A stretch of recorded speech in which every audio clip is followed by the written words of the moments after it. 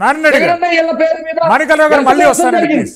Yes, Narayana గారు, ఈరోజు ఆంధ్రప్రదేశ్ రాష్ట్రంలో సుమారు 600 మంది అంగన్వాడీ వర్కర్లను ప్రభుత్వం అక్రమంగా అరెస్ట్ చేసింది.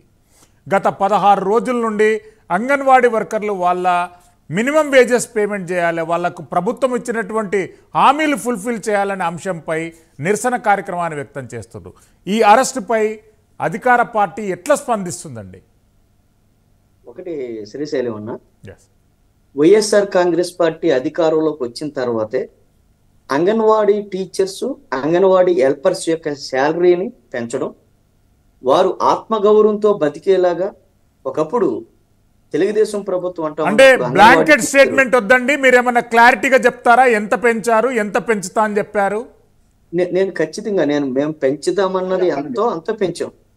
ఎందుకంటే అంగన్వాడీ టీచర్స్ ఒకవేళ మేము పెంచకపోయినట్లయితే ఎన్నికలకు ముందుకెళ్ళినప్పుడే ఎందుకంటే ఈ స్టంట్, ఎన్నికలు ముందుకెళ్ళినప్పుడు ఎందుకు ఈ స్టంట్?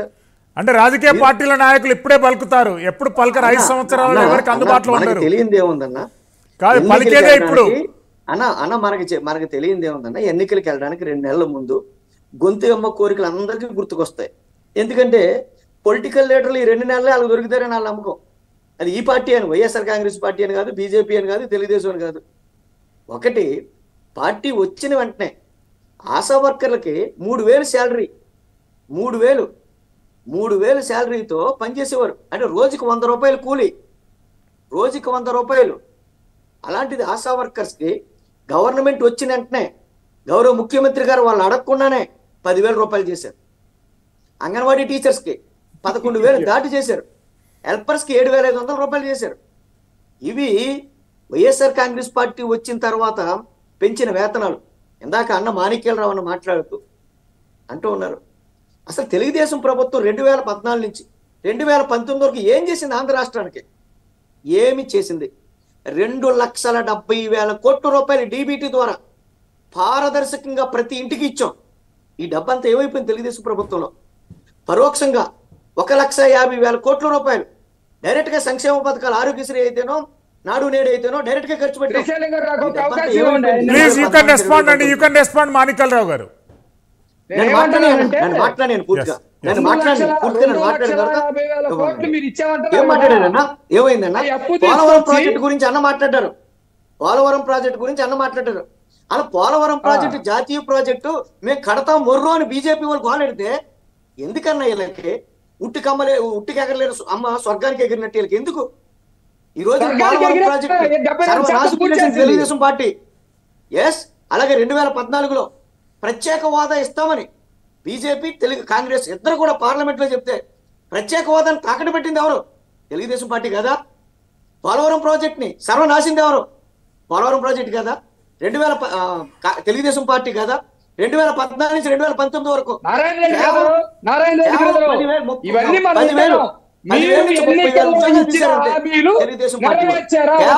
చెప్పండి అన్న. నేను చెప్పని అన్న, నేను చెప్పిన మీరు మాట్లాడండి, మీరు చాలా మాటలు మాట్లాడారు.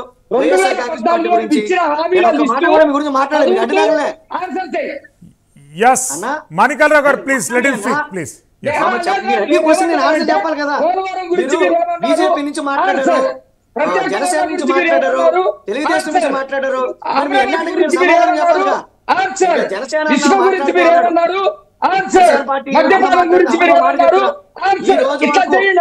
ఏదైతే జనసేన నాయకుడు ఉన్నాడో ఆ నాయకుడు ఏ నియోజకవర్గం నుంచి నిలబడతాడో కూడా ఆ నాయకుడికే తెలియదు, ఆ పార్టీ అధ్యక్షుడికి తెలియదు, జనసేన పార్టీ పరిస్థితి అలా ఉంది. సో కాబట్టి మనం విమర్శ చేసేటప్పుడు శాస్త్రీయమైన విమర్శ చేయాలి. ఆరోగ్యశ్రీ ఉంది, కోవిడ్ లాంటి మహమ్మారి ఈ రోజున ఆంధ్రప్రదేశ్ కాదు ప్రపంచం అంతా వచ్చింది. ఏ రాష్ట్రంలో కూడా ఆంధ్రప్రదేశ్లో జరిగినట్టు సంక్షేమ ఫలాల అభివృద్ధి ఏ రాష్ట్రంలో కూడా జరగలే. ఎక్కడ కూడా జగన్మోహన్ రెడ్డి గారు వెనక్కి తగ్గకుండా. ఎందుకు? బీజేపీ పార్టీ 18 లక్షల కోట్ల రూపాయలు కోవిడ్కి హెల్ప్ చేస్తామని చెప్పారు. ఎంత హెల్ప్ చేశారో అడగండి, ఎంత హెల్ప్ చేశారు నెలలో? అసలు ఏం చేశారని కోవిడ్కి? ఎన్ని మనం ఒకరినొకరు విమర్శించుకోవడం కాదు. నేను చెప్పేది ఏంటంటే మాట్లాడే దాంట్లో వాస్తవికత ఉండాలి, తార్కిక నాలెడ్జ్తో మనం మాట్లాడాలి. ఖచ్చితంగా వైఎస్ఆర్ కాంగ్రెస్ పార్టీ మేనిఫెస్టోలో పెట్టింది మ్యాక్సిమం పూర్తి చేసుకొచ్చాం. ఈరోజు మీరు క్షేత్రస్థాయిలో ఎక్కడికంటే పోండి, క్షేత్రస్థాయిలోనే కదా ఈరోజు సర్వేలు జరుగుతున్నాయి. సర్వేల్లో 100కి 100% వైఎస్ఆర్ కాంగ్రెస్ పార్టీకి ఎందుకు ఫలితాలు అనుకూలంగా వస్తున్నాయి? సర్వేలు ఎందుకు వస్తున్నాయన్నా? ప్రజలకి వైఎస్ఆర్ కాంగ్రెస్ పార్టీ మీద, జగన్మోహన్ రెడ్డి గారి మీద అంచెంచెల విశ్వాసం ఉంది. మేము ఆరోగ్యశ్రీని రాజశేఖర్ గారు ప్రవేశపెడితే దాన్ని పూర్తిగా అమలు చేస్తున్నది జగన్మోహన్ రెడ్డి గారు. ఫీజు రింబర్స్మెంట్ 2014 నుంచి 2019 వరకు తెలుగుదేశం ప్రభుత్వంలో చంద్రబాబు నాయుడు గారు ఏం చేశారండి? దాన్ని అటకెక్కించాడు. మళ్ళీ రాజశేఖర రెడ్డి గారు తనయుడు జగన్మోహన్ రెడ్డి గారు. నారాయణ రెడ్డి గారు మళ్ళీ వస్తాను. నారాయణ రెడ్డి గారు మళ్ళీ పెద్దిరెడ్డి రవికిరణ్ గారు, అంటే రాష్ట్ర ప్రభుత్వాలకు రావాల్సినటువంటి బకాయిలు కేంద్రం నుండి చాలా వరకు పెండింగ్లో ఉన్నాయి. ఏపీకి సంబంధించినటువంటి 13 పద్దులలో కేంద్ర ప్రభుత్వం నుండి రావాల్సినటువంటి భారీగా నిధులు పెండింగ్లో ఉన్నాయి. కేంద్ర ప్రభుత్వం భారతీయ జనతా పార్టీ తరఫున ఎప్పుడు వస్తాయి, ఎలాంటి అష్యూరెన్స్ ఇస్తారు మీరు? ఒక్కసారి దానికి చెప్పే ముందు మిత్రులు నారాయణ రెడ్డి గారు అన్నారు ఒక మాట, సర్వేలు ఇంత బాగా ఎందుకు వస్తాయి, మాకు ఎలా వస్తాయి చెప్పండి, అన్ని సర్వేలు మమ్మల్ని డూమ్ డామ్ డుస్ అంటున్నారు కదా. ఏంటంటే మీకు జీవో చూపిస్తాను. జీవో 1692 ఎప్పుడు ఇచ్చారు? 28/10/2020 ఇచ్చారు రాష్ట్ర ప్రభుత్వం ఇచ్చిన జీవో ఇది. ఈ జీవో ఏంటో తెలుసా? ఏ సర్వేలు చూసి వాళ్ళైతే వాపు బలుపరుకుంటున్నారో ఆ సర్వే సంస్థకి టైమ్స్ నౌ కి 8,15,00,000 ఇచ్చారు ఈ రాష్ట్ర ప్రభుత్వం 2020 సంవత్సరంలో. అక్కడతో ఆగలేదు శ్రీశైలం గారు. 2021లో కూడా ఇంకో 8,15,00,000 ఇచ్చారు. అక్కడతో ఆగలేదు, 2022లో కూడా ఇచ్చారు. ఇలాగా 25 కోట్లు మీరు ఒక సర్వే సంస్థకి, ఒక టైమ్స్ లో ఛానల్ కి ఇస్తే వాళ్ళు సర్వేలు మీకోసం మీరు బాగా వస్తారని చెప్పకపోతే బీజేపీ వస్తారు, టీడీపీ వస్తారు, జనసేన వస్తారు, వాళ్ళు ఎందుకు చెప్తారు? ఇంత డబ్బులు మీరు ఆ సంస్థలకు ఇచ్చారు కాబట్టి మీకు అనుకూలంగా వస్తున్నాయి. ఇప్పటికన్నా చెప్పాలి, రాష్ట్ర ప్రభుత్వం 25 కోట్లు ఒక ఎందుకు ఇచ్చారు? దానికి మీరు సమాధానం మీరు చెప్పాలి. రాష్ట్ర ప్రభుత్వం వివరణ ఇవ్వాలి. ప్రజాధనం ఇది. ఓకే, మీరు వైసీపీ పార్టీ నుంచి ఇచ్చుకుంటే ఎవరు అడగం, వైసీపీ పార్టీ నుంచి మీ ఇష్టం. కానీ మీరు ఇచ్చేది ప్రజాధనం ఇచ్చారు. ప్రజాధనాన్ని ఎందుకు ఇచ్చారు? అది ఒక ఛానల్ కిందకి ఇచ్చారు. ఏ ప్రైమ్ లైన్ కిందకి ఇవ్వలేదు, లేకపోతే ఇంకోళ్ళకి 99 కిందకి ఇవ్వలేదు, ఇంకోళ్ళకి ఎందుకు ఇవ్వలేదు? వాళ్ళకి ఇవ్వాలి కదా, ఇస్తే అందరికి సమానంగా ఇవ్వాలి కదా. అదొకటి. 2, మీరు అడిగిన ప్రశ్న, అసలు 2014 నుంచి ఇప్పటి వరకు కేంద్ర ప్రభుత్వం ద్వారా రాష్ట్రానికి ఇస్తున్న గ్రాంట్లు మీరు ఒకసారి పార్లమెంట్ లో ఇచ్చిన లెక్కలు చూస్తారంటే నిర్ఘాంతపోతారు.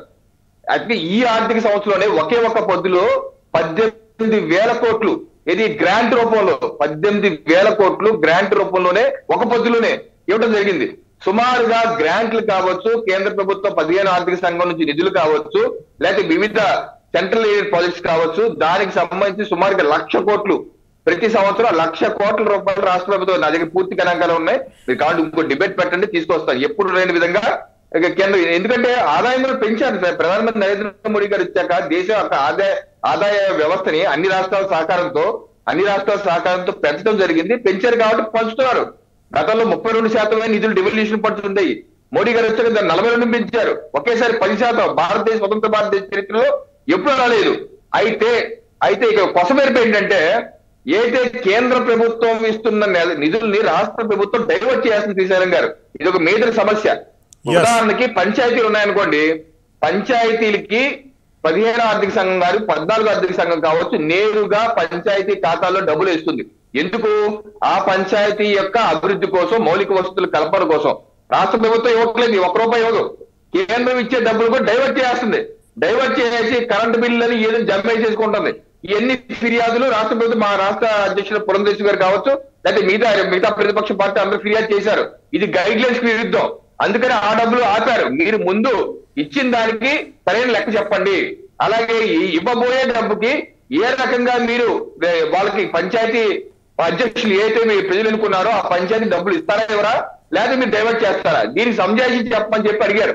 అలా 2-3 అంశాల్లో డైవర్ట్ చేసిన డబ్బుల మీద నిలదీసి మీరు సంజాయించి చెప్పండి, అలాగే భవిష్యత్తు ఏ రకంగా చేస్తారని అడగడం జరిగింది. దానికి ఇప్పుడు వరకు రాష్ట్ర ప్రభుత్వం సరైన సంజాయించి ఇవ్వలేదని మాకు మన పార్లమెంట్ గురించి చెప్పారు. సరైన సంజాయించి ఇవ్వలేదు, అది రాగానే మేము విడుదల చేస్తామన్నారు. అలా కొంత 4-5 వేల కోట్లు ఆగుంటే తప్పితే కేంద్ర ప్రభుత్వం అయితే ఎప్పుడు ముబ్బడిగా అయితే నిధులు విషయంలో ఏ రాష్ట్రానికి, ఈ రాష్ట్రమే కాదు, కేరళ రాష్ట్రం కావచ్చు, వెస్ట్ బెంగాల్ రాష్ట్రం, ఏ రాష్ట్రానికి వివక్ష లేకుండా నిధులు అయితే ఇస్తున్నారు. ఎందుకంటే టీమ్ ఇండియా స్పిరిట్. దేశం మొత్తం అభివృద్ధి చెందాలంటే రాష్ట్రాలన్నీ అభివృద్ధి చెందాలి. కేవలం ఒక రాష్ట్రం, రెండు రాష్ట్రాలు, ఒక చేయి బాగాలేదు, రెండు చేయి బాగాలేదు, ఒక కాలు బాగాలేదు అంటే అంగవైకులుగా అంటారు. సో అలాంటి భావన Yes, రవికిరణ్ గారు, మళ్ళీ వస్తాను. సబ్కా వికాస్ సబ్కా ప్రయాస్. బాబు సింగ్రి గారు, పవన్ కళ్యాణ్ గారి ఉభయ